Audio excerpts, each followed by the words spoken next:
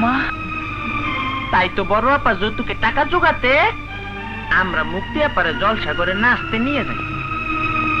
এই শহরের বড় লোকগুলার টাকা আছে সত্যি, কিন্তু হৃদয় নাই। ওরা মুক্তি আপারে ভোগ করতে চায়। তাই টাকা লাগে আমগো মারতেছিল।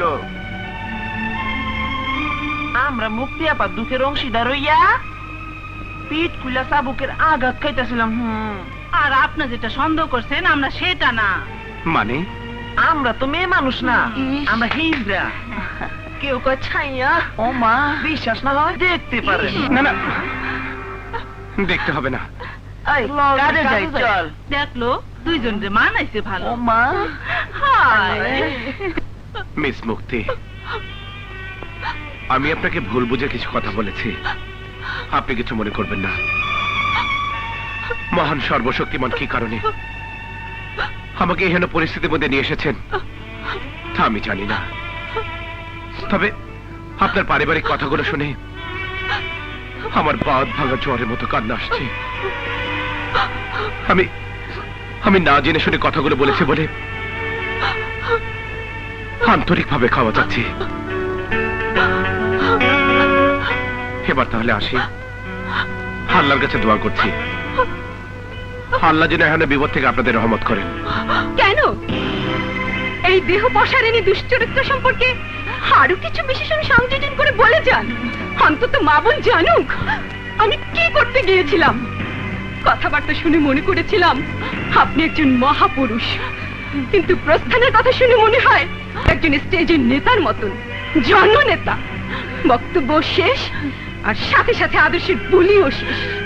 এদেশের নেতাদের উপদেশ বাণী শুনতে পয়সা লাগে না, আর পয়সা লাগে না বলেই বিনা পয়সায় অনেক বাণী শোনান। যদি পয়সা লাগতো তাহলে দেখা যেত বক্তার স্টেজ খালি, আর খালি মাঠে দর্শক শ্রোতা অপেক্ষমান। আপনি এভাবে বলবেন না, সব মানুষ একই রকম নয়। এরপর আপনি যদি আর একটি কথা বলেন তাহলে আমি বাধ্য হব আপনাকে এই ঘর থেকে বের করে দিতে। আপনি অবশ্যই পারেন, কারণ এ ঘর আপনার। আমি সামান্য সময় পরিচিত, তবে মানুষ হিসেবে অন্য একজন মানুষকে উপদেশ দেওয়া কর্তব্য বলে মনে করছি। তাই বলছি, যিনি বিপদ দিয়েছেন তিনি আবার বিপদ থেকে রক্ষা করবেন।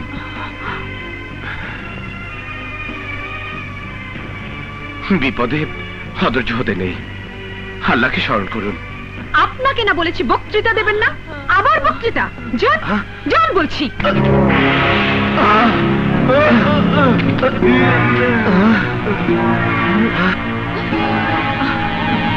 আমার কথা শুনুন, বিশ্বাস করুন। বাহ, প্রেমের কবুতর ধাক্কা দিয়ে ঘর থেকে বের করে দিয়েছে। আমার কথা শুনুন, বিশ্বাস করুন। আরে বিশ্বাস বলতে পৃথিবীতে কিছুই নেই, তাই আপাতত আসুন।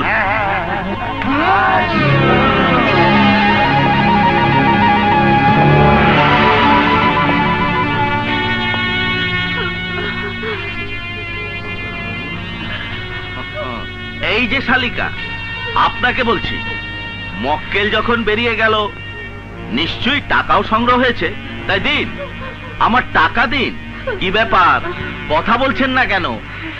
টাকা দেবেন নাকি আদেশ করব বাসার মালপত্র সব নিয়ে যাওয়ার জন্য? মক্কেল যখন চলে গেছে টাকাও রেডি আছে, তবে আপনার আসল আচরণটা প্রত্যক্ষ না দেখা পর্যন্ত টাকা আপনাকে দিচ্ছি না।